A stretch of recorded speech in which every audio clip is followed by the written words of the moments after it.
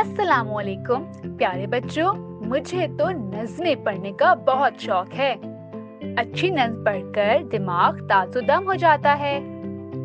आइए हम प्राइमरी रिसाला शुमार नंबर 15 की नज़्म साथ मिलकर पढ़ते हैं। रिसाले का सफ़ा नंबर 2 खोलिए। सेगमेंट का नाम है नज़्म की बज़। क्या आप नज़्म पढ़ने के लिए तैयार हैं? आइए मिलकर पढ़ते हैं। नज़्म का नाम है इकबाल।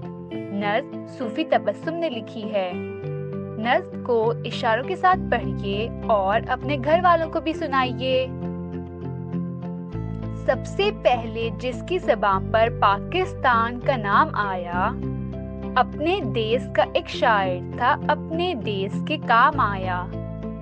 उसने बताया आज़ादी में कितनी इज्जत होती है, ऐसे देश में जो बसते हैं सबकी इज्जत होती है।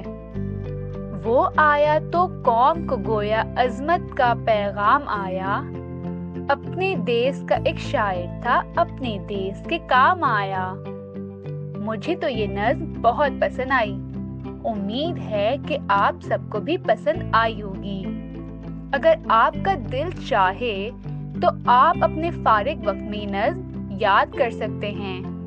अल्लाह हाफिज़ बच्चों।